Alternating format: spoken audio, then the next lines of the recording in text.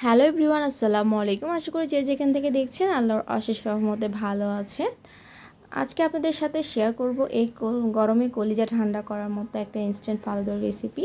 খুব সহজে কিভাবে বাসায় আপনারা ফালুদাটা তৈরি করতে পারেন আপনাদের সাথে সেটাই শেয়ার করছি। আশা করি আপনার কাছে এই রেসিপিটি ভালো লাগবে। আমি যেভাবে করি সেই রেসিপিটি শেয়ার করছি।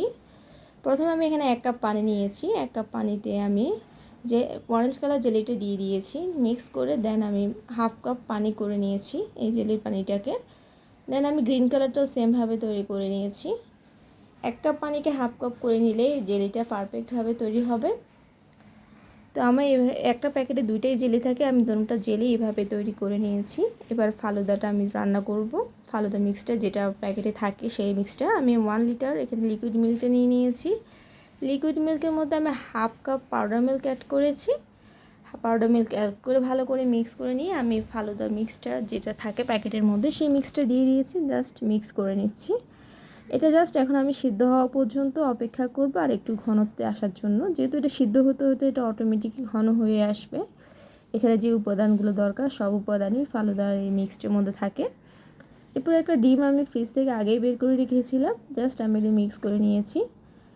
এবার আমি অল্প অল্প করে দিয়ে আমি ফালুদাটা নামানোর একটু আগে মিক্স করে নেব। একেবারে দিব না, আমি অল্প অল্প দিচ্ছি, জাস্ট মিক্স করে নিচ্ছি। এভাবে মিক্স করে নেওয়া হয়ে গেলে আমি এগুলো সুন্দর করে একটা সার্ভিং ডিশে নিয়ে নেব। এবার এটা নর্মাল টেম্পারেচার আসা পর্যন্ত অপেক্ষা করব। জাস্ট ঠান্ডা হয়ে গেলে আমি এটা ফ্রিজে রেখে দেব।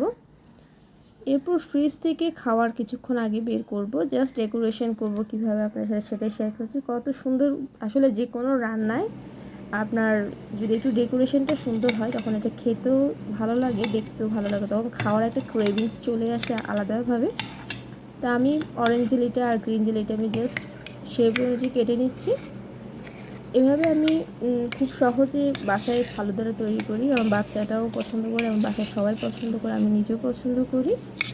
আর যে জিনিসটা আসলে করার পরে সবাই খুব পছন্দ করে সেই জিনিসটা করতে আসলে আলাদা একটা আনন্দ লাগে। আমি জাস্ট ফালুদাগুলো মিক্স করে নিয়ে আমি বাটিতে ঢেলে নিচ্ছি। তারপর আমি আইসক্রিম দিয়েছি। এখানে আমি ভ্যানিলা উইথ ম্যাঙ্গো আইসক্রিমটা ইউজ করেছি। আপনারা চাইলে চকলেট, স্ট্রবেরি, ব্লুবেরি বা ম্যাঙ্গো বা ভ্যানিলা আলাদা আলাদা ফ্লেভারে অ্যাড করতে পারেন। আমি জাস্ট যেহেতু এটা ম্যাঙ্গো ফ্লেভারেরই ছিল ফালুদাটা, তাই এজন্য আমি ভ্যানিলা উইথ ম্যাঙ্গো ফ্লেভারের আইসক্রিমটা ইউজ করেছি।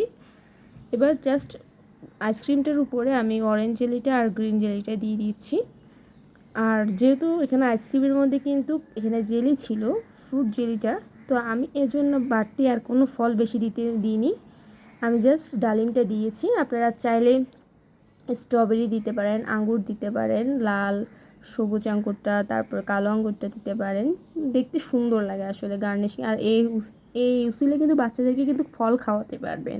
এমনি তো বাচ্চারা ফল খেতে চায় না, এভাবে যদি এই ফালুদাটা তৈরি করেন, এই ফলগুলো দেন, তাহলে বাচ্চারা অনায়াসে খেয়ে নেবে। তো দেখতে কতটা সুন্দর হয়েছে দেখতেই পাচ্ছেন। আশা করি আপনার কাছে রেসিপিটি ভালো লেগেছে। রেসিপিটি ভালো লাগলে লাইক, কমেন্ট, শেয়ার করতে ভুলবেন না। আর আমাকে সাপোর্ট করবেন। আর নিত্য নতুন রেসিপি পেতে অবশ্যই আমাকে লাইক, ফলো দিতে ভুলবেন না। আল্লাহ হাফেজ।